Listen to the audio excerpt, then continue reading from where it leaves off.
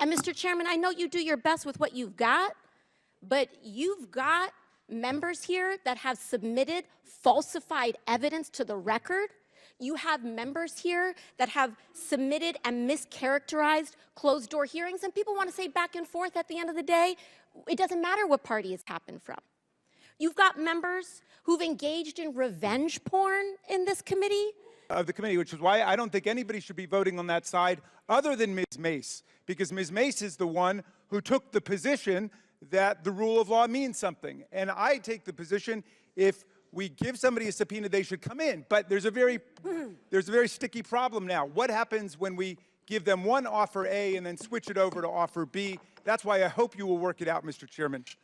Because Donald Trump Jr. showed up for 5 congressional subpoenas. There was never this circus where he was subpoenaed by House Democrats and he showed up on the Senate side or showed up at the White House to answer in some fake, phony, lame press conference, not actually going to the House and doing what he was compelled by a subpoena to do. When Hunter a super Biden crook did boldly that. sits among lawmakers like it's open mic night in Congress, you know we've entered clown world territory. Democrats crying about rule of law, while defending a man who literally ignored a congressional subpoena and staged his own press conference instead?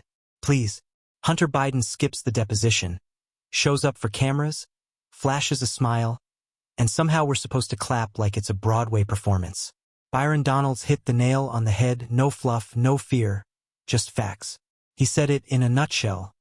This isn't about privilege based on race, it's about Democrat privilege. Can you imagine for 1 second if any of the Trump adult children pulled that stunt? Ignored a subpoena, held a press conference, strutted into the building for optics, then walked out? The headlines would melt the internet. Cable news would be in DEFCON 1 mode for a month. Meanwhile, Republicans are the only ones in that room demanding equal treatment under the law. Not special rules. Not celebrity exceptions. Just the same standard for everyone. The double standard is so obvious it needs its own security clearance. If you're sick of the two-tier justice circus, hit like, subscribe, and stay right here. Let's watch the full clip before I give you the full breakdown. I'd like to just add a couple of points to what you've said. On January 6th, Senator Ted Cruz described it as terrorism. They later came to attack him during their revisionist, Orwellian, Stalinist attempt to rewrite history. Unfortunately for them, we know that there were 147 or 48 of our officers who were wounded, bloodied, and hospitalized by the rabid mob that beset the Capitol that day. We know that Kevin McCarthy, one of their deposed leaders over on their side, called Donald Trump from his office to complain about how his people were storming the Capitol and putting people's lives in danger. And Donald Trump said, no, those aren't my people, those are Antifa. And McCarthy corrected him and said, no, those are your people, Mr. President. To which Donald Trump said, well, maybe they just care a little bit more about who won the election than you did, Kevin McCarthy. You guys have got to deal with reality here. By the way, the speech and debate clause stands for the exact opposite principle who our distinguished new member just spoke about a moment ago. It says that members of Congress cannot be questioned anywhere else other than Congress. So he should read the speech or debate clause aloud. Let him finish his sentence there. Now, Chair recognizes Mr. Burchett from Tennessee for 5 minutes. Thank you, Mr. Chairman. My colleagues seem to want to talk about the justice system, so let's talk about it. November of last year, the chairman issued a subpoena to Hunter Biden to appear on December 13th, for a closed-door deposition. Instead of respecting the rule of law, Hunter Biden chose to give a press conference on the front steps of the Senate. To show such contempt for Congress without fear of repercussions highlights a theme throughout this administration and Democrat administrations before it. If you're a big-name Democrat, then you are immune to prosecution.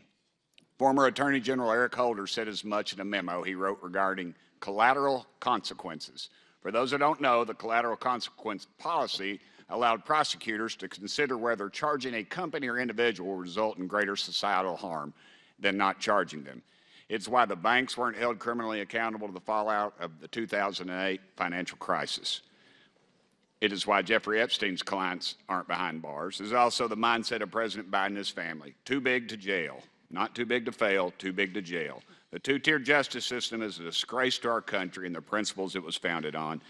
I thank the chairman and the committee for the hard work they put in to hold the Biden administration accountable, but I doubt our Justice Department has the guts or the wherewithal to do anything about it. And I would like to yield my time to my friend from Florida, Byron Donalds. Actually, I'll yield. yield let to Mace. me yield to Miss Mace. She hasn't gotten enough quality TV time no. today, so I'll give her a little more time.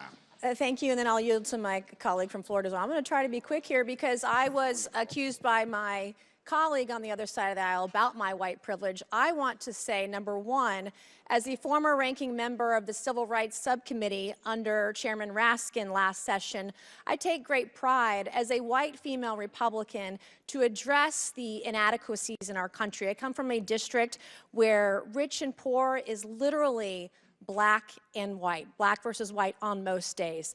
My largest jail in my district, which is the largest jail in the state of South Carolina, has had 7 or 8 deaths in the last 2 years. And I was there with our black and African American council members trying to get the right thing done. And I come from a district where black men have been killed by law enforcement, tased to death in our jails, and I've stood with those black families because I know the differences that they see day to day in their life, and I try to do the best that I can. I come from a district where the first African American, first black man in the U.S. House of Representatives was Joseph P. Rainey, represented my district back in the 1800s with that. The last black member of the U.S. House of Representatives before Reconstruction came from South Carolina, George P. Murray, the black man, former slave and entrepreneur who founded the Republican Party in South Carolina. One of the founding members was named Robert Smalls, who commandeered a Confederate ship and gave it to Union soldiers and served his country admirably in the process. In my district, it was Harriet Tubman, and you can see it in the movie Harriet, who rescued more than 700 slaves in one night in Beaufort County, South Carolina. So I am very well aware of our rich history and try to recognize it as best as I can in the position that I have, and I resent the fact that you're going to throw that in my face up here. I'm one of the few people that you'll see on my side of the aisle trying to do the right thing for the right people every single day, and I would like to yield the remaining balance of time to my colleague from Florida. This has been a very interesting hearing. Mr. Waltz, welcome to Oversight. Yes, it usually gets like this. Look, let's be very clear. This isn't about Hunter Biden's white privilege. It's about Hunter Biden's Democrat privilege. Because Donald Trump Jr. showed up for 5 congressional subpoenas. There was never this circus where he was subpoenaed by House Democrats and he showed up on the Senate side or showed up at the White House to answer in some fake, phony, lame press conference, not actually going to the House and doing what he was compelled by a subpoena to do. Hunter Biden did that. And then he has the unmitigated gall to show up here when we know that we're going through actually the legislation for contempt, with, by the way, Mr. Chairman, we should actually get to the legislation of contempt. The speechifying is great, but let's do our business, members. He has the gall to come here, show up, and then when the Democrats are saying, hey, he wants to speak, he leaves. This is a joke. This is a farce. The man has been subpoenaed by Congress. Oh, and by the way, the January 6th committee, Mr. Raskin, which you did sit on, by the way, that was not a normally ordered committee of Congress because Nancy Pelosi did not want the Republican members that then Leader McCarthy put up. According to the courts, it was. It's my time, sir. Will you yield for a correction? I was respectful of your time. I didn't say anything. So, ladies and gentlemen, let's move forward with our business. He should be held in contempt. There was a subpoena. He did not answer it. Any other American will be held in contempt by Congress. Any other. This is Democrat privilege of the highest order. Let's do our jobs. I yield. Gentleman yields. Chair now recognizes Ms. Ocasio-Cortez from New York. Thank you, Mr. Chair. Just to address briefly, quickly, that moment about privilege and all of this that we're seeing here. It was a very beautiful speech by the gentlelady who, as she mentioned, was helped lead on the now majority side, the Civil Rights and Civil Liberties Subcommittee. But I think it's so exemplary of the point that she also oversaw the elimination of the Civil Rights Subcommittee on this committee, which really kind of gives the whole game away. We show up, we give speeches, we give flowery words, but at the end of the day, participate in the structural erosion of the rights and representation of people that are marginalized, women, people of color, people that just need to see their due process and civil liberties protected in this country. But I will move on. as also the Republican side had mentioned in their many raisings of the January 6th committee, that it's not just Hunter Biden, you, me, any individual subject to equal treatment under the law, to be held up to accountability under the law, but it is also these committees and this committee that is subject to oversight and law. We must comply with the law here as well. Now, I may be one of the very few people that actually believes in Congress, in this country, but I do, and many of us do here. And we have an obligation to engage in good faith participation to execute and comply with a subpoena. The chairman said in front of the country several times to Hunter Biden, you can show up here in front of the world, in front of the public. Hunter Biden took him up on that offer. He said, I will show up in public.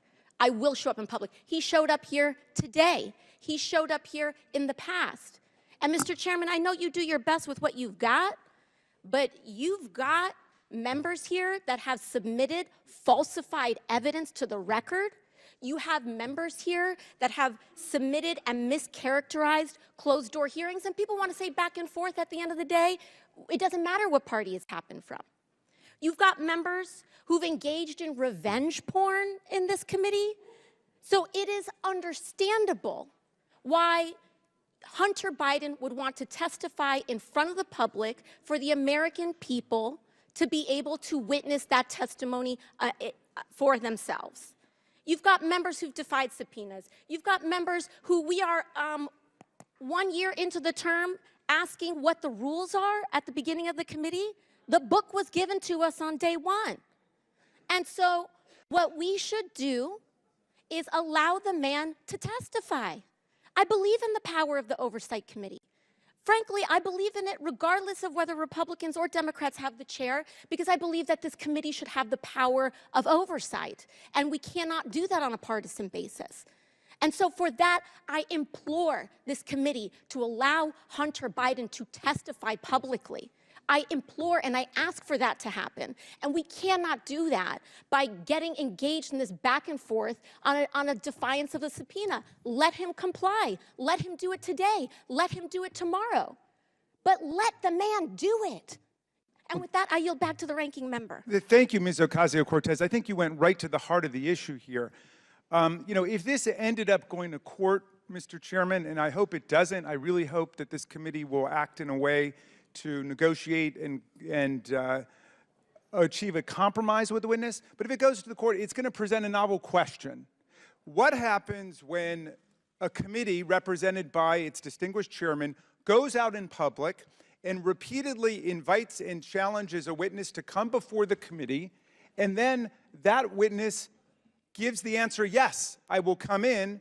At that point, the committee pulls a bait and switch and says, well, we actually don't want you to come before the full committee as was offered repeatedly in public by the chairman, but instead, we'd like you to come to a back room and do it there in a closed deposition. Now, undoubtedly, if that had been the original offer, the committee would stand in a very good place, the way we did with Mr. Biggs and Mr. Perry and Mr. Jordan, because they were told to come in, they were subpoenaed, and they blew off the subpoenas of the committee, which is why I don't think anybody should be voting on that side other than Ms. Mace, because Ms. Mace is the one who took the position that the rule of law means something. And I take the position, if we give somebody a subpoena, they should come in. But there's a very sticky problem now. What happens when we give them one offer A and then switch it over to offer B? That's why I hope you will work it out, Mr. Chairman. That's why I hope you will work it out, Mr. Chairman.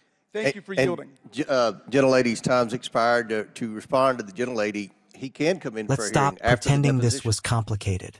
It wasn't. Hunter Biden was subpoenaed. That means you show up.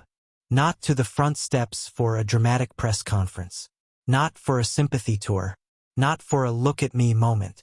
You show up where the subpoena tells you to show up.